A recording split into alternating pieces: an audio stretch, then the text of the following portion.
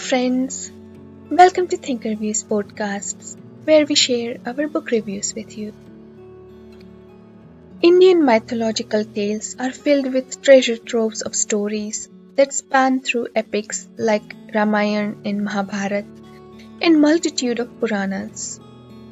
Over time, some of these stories, which are a small part of big collection, are explored further by writers of each age, and we get a new interpretation to reflect the generation that is interpreting it.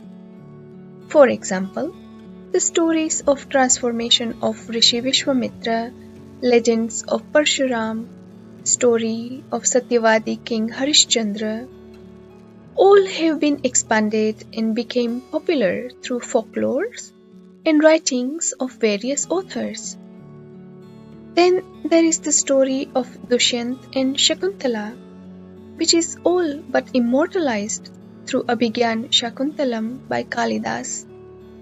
And while Kalidas told us a bit about their son Sarvadaman, who played with lion cubs, we also know him as Bharat, after whom the country is named Bharat. And so when we came across Dr. Vineet Aggarwal's book titled Bharat, the Man Who Built a Nation, it was a delight to add it to the reading list. We have previously read and enjoyed following books by Dr. Vineet Aggarwal and also connected with him through an author interview. Vishwamitra, the man who dared to challenge the gods, the legend of Parshuraam.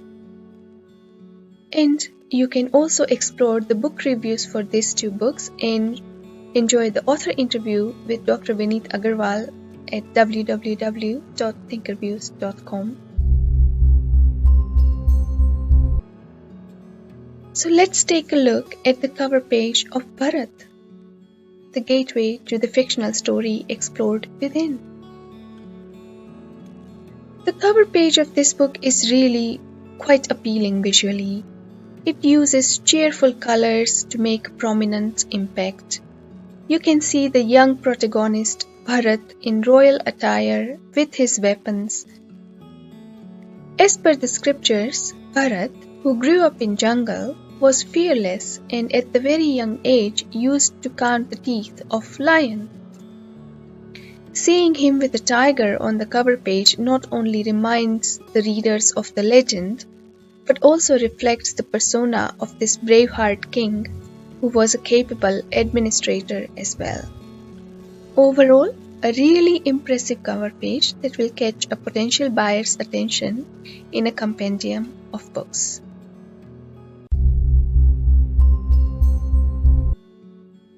Let's explore the storyline. The book comprises of 4 parts: Shakuntala, Dushyant, Sarvadaman and Bharat. And every part tracks the events and lives of this family. We meet young Shakuntala and Dushyant, one growing up in a hermitage, the other crown prince of Chandravansh, as a chance encounter leads to a hasty marriage, and Dushyant departs with promises to make her his queen. But when Dushyant arrives back to Hastinapur, his father has just passed away. Grief-stricken, Dushyant blames himself and Shakuntala for not being there in the last moments of his father's life. And so when Shakuntala comes to Hastinapur, carrying his child, Dushyant denies any involvement with her and sends her away. Luckily for Shakuntala, her mother Menaka and her adoptive family are there to support her through this tough time as she gives birth to a son. A chance encounter once again brings Dushyant and Shakuntala face to face as the king meets Sarvadaman for the first time. The family unites and Sarvadaman goes to Hastinapur to grow up as a prince and heir of the kingdom under tutelage of his grandfather Vishwamitra. Years go by and Sarvadaman is crowned king as Dushyant and Shakuntala plan for Vanprastha. As Raja Bharat, Sarvadaman is faced with invading armies at his borders, threatening to destroy the kingdom he has inherited. How he defeats his enemies, wins over trust of other kingdoms, builds a family, and obtains a worthy heir to rule the country, now named after him, that is to be enjoyed by reading the book. And now on to the review of this book. We have enjoyed reading Dr. Aggarwal's books for their exploration of characters who have bigger destinies than they could have anticipated. But this book is also enjoyable for its central character of the men who united India of his times. In the current world, although we have a lot more opportunities and material comforts, we seem to be moving towards more close-mindedness and divisive society than ever. The differences of caste, color, creed, language, and religion are still being promoted and being taken advantage of all around the world. It is then good to remind ourselves of how all of us should stand for building a better society, so future generations have a good world to live in. The story itself is a good blend of many stories, as the characters of the author's previous books play some part in this one too. While Vishwamitra is Shakuntala's father and hence takes an active interest in Sarvadaman's life, the kingdom that Dushyant inherits is also in the aftermath of Parshuraam's campaign against evil. So the kingdom Bharat inherits has been recovering from the previous era and could quite easily become fragmented rather than united. We know that Bharat united the country, and yet when you look in the mythological stories, there are not many accounts of his reign. So the author has used his imagination to build his campaigns and his personal life. The book is quite enjoyable for the author's descriptions of places as he sets the stage for these characters. For example, as Shakuntala arrives in her mother Menaka's home, the fragrant wind gently guided her to a nearby mountain that was glittering with jewels of all imaginable colors.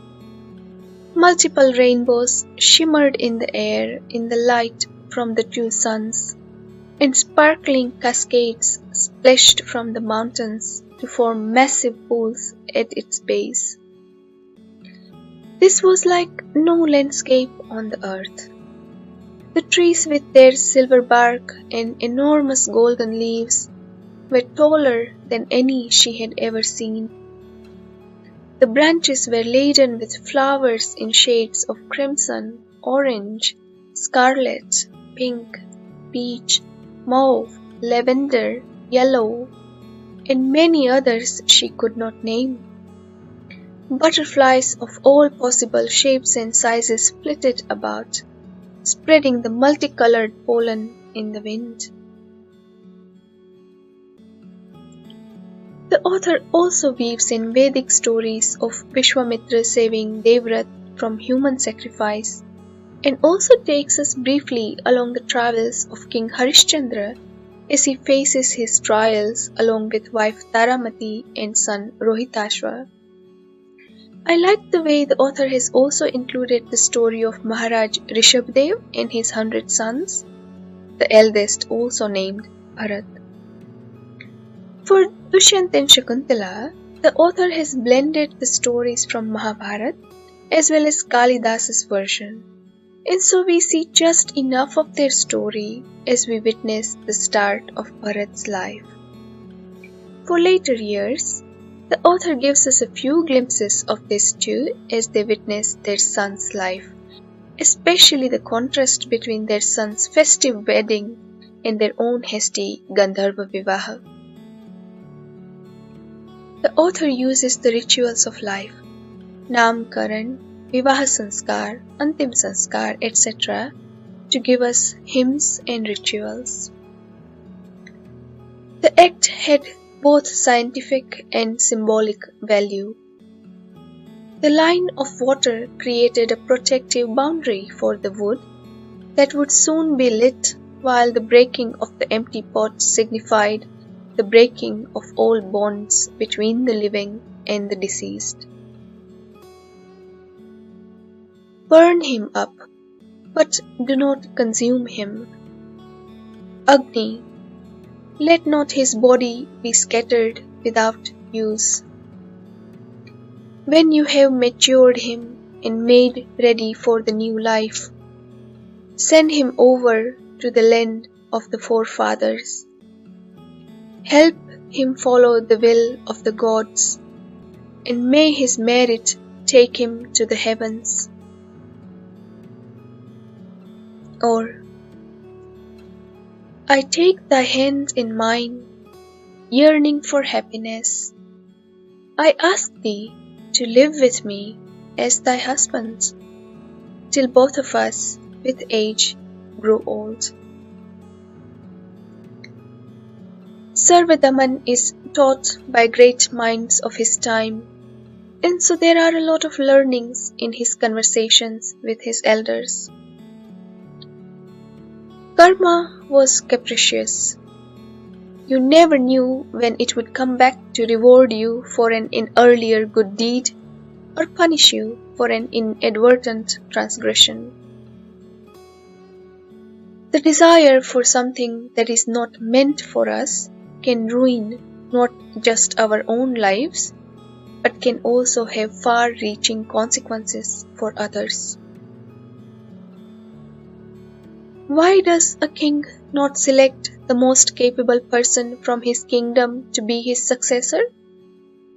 Because it becomes very difficult to ensure that the people, while making their choice, are not swayed by their own attachments to clan, tribe, region, and the like. It is useless to hoard things, for one day they shall pass on to someone else.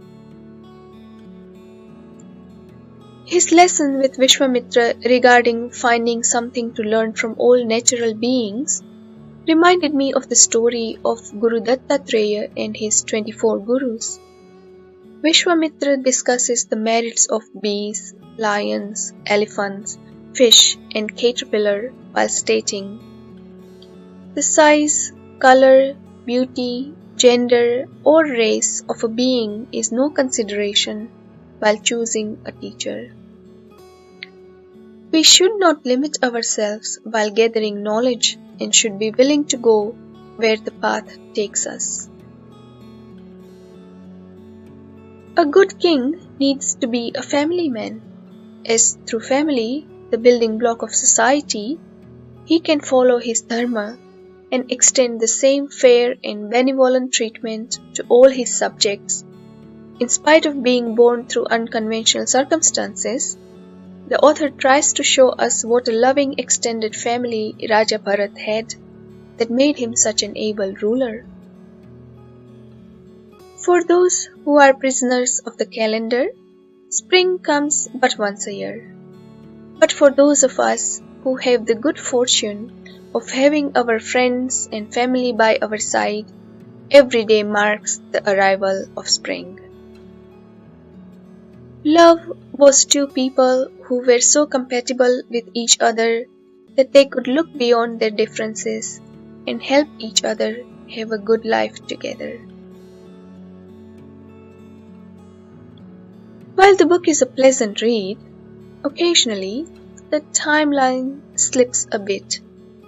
It would also have been good to have a more consistent narrative on Bharat's educational years rather than glimpses of it through discourses. Bharat is the most likable character while others around him have their vices and virtues. So is his love interest in wife Janvi. Shakuntala is the most appearing female character, and it is good to see her finding her rightful place after growing up without her natural family. So in summary, it is a beautifully written story of the well-loved king who gave us a united nation. ThinkerViews rating for the book is at about 8 out of 10. We enjoyed reading this story and we hope you enjoy reading it too. Please do let us know your comments via the comment section. Please subscribe to the channel if you enjoy our book reviews. Please share with us any other books and other authors whose work you are enjoying and would like us to read and share here at ThinkerViews. Until the next time, thank you for listening.